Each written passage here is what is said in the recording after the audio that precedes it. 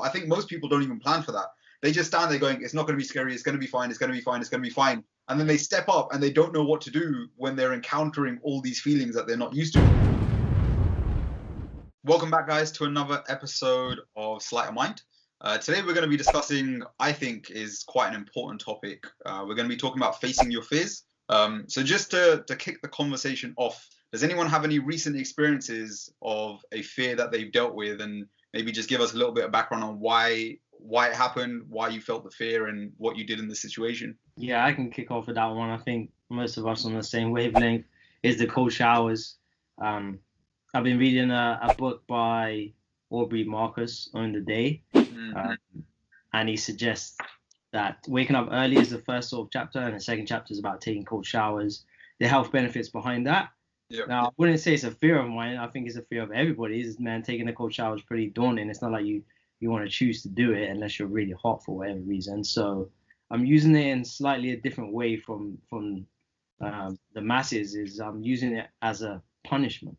So sort of as a healthy punishment for when I don't do things that I should have done in the daytime. So it goes in twofolds. It kicks me up the butt to make sure I do what I do that day, and if I don't, then I have a nice cold shower, which was scary yesterday. Yeah. I breathed and made noises quite a lot, but it's funny at the same time. How did you feel? Like, so Sanji, you're gonna know what I'm on about now. The moment you just got into the shower, or not even before you got in, the moment you're about to get in, how were you feeling? Like, how did you feel? Yeah, it was pretty deep for the first, I don't know, 30 seconds. I was shivering quite a bit, and then I used the breathing techniques, and I got used to it for a bit.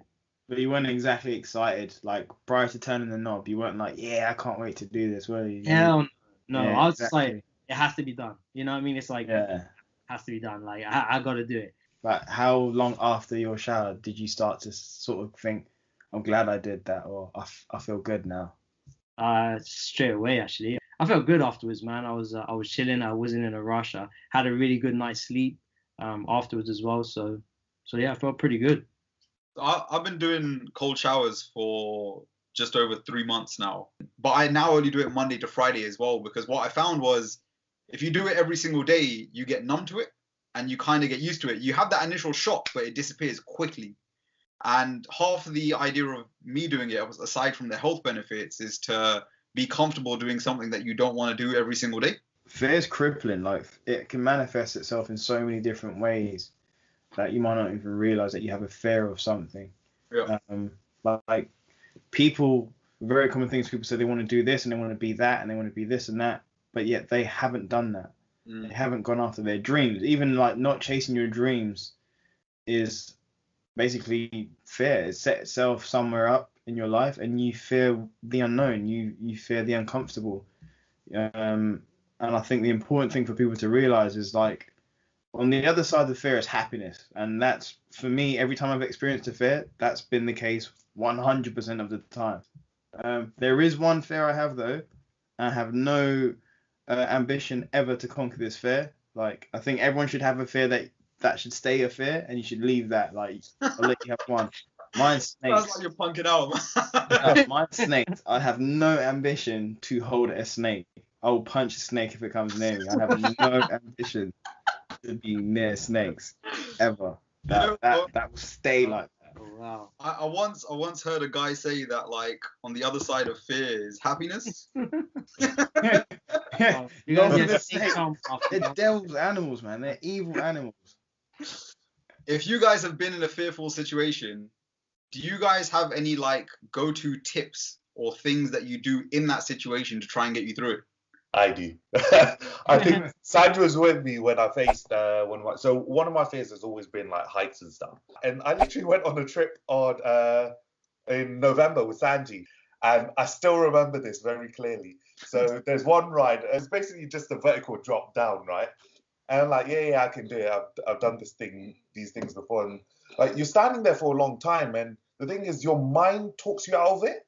Yeah. And we're queuing up, and I'm just like, oh God, like, I don't think I can do this. I get quieter and quieter. You just hear people screaming. I'm like, okay, do you know what? I know the exit route. I'll go to the top and just be like, I can't do it. I'll check it out. I think what it boils down to is the thought is the longer time you have to process your fear, the more you talk yourself out of it. The only thing that I think I could give that's possibly somewhat generic is that the one thing that I've learned is that when I read up about conquering fears, however big, however small, they all try and convince you that fear is not real. And it only takes for you to encounter that situation again and you realize it's very real. And it's, you feel it whether you want to believe it or not. When I encounter a fearful situation, I try and tell myself that what I'm feeling is normal.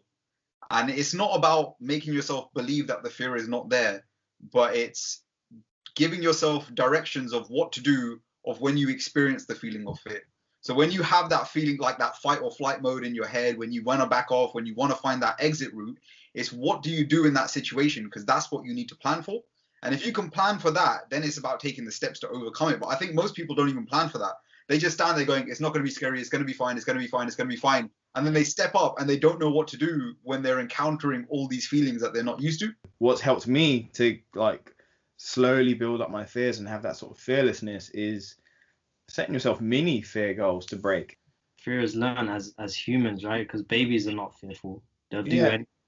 I don't think you will love all your fears if you do them, but you grow numb to them. You can't feel the same amount of fear on day 1 than you do on day 30 if you're doing it every single day. I firmly believe that. Yeah, for sure. You're growing as a person, as a human being. Yeah. One thing that's worked for me is telling myself, what's the worst that can happen? What's the worst case scenario? Yeah. A good resource actually for people who actually are stuck in that sort of fear mindset and don't know how to get out of it but want to is Tim Ferriss, who's done the 4-Hour Work Week. He's got a book called The Tools of Titans, and he actually has a chapter in there called Fear Setting. And the idea behind it comes from the Tao of Seneca, which is worth listening to as well.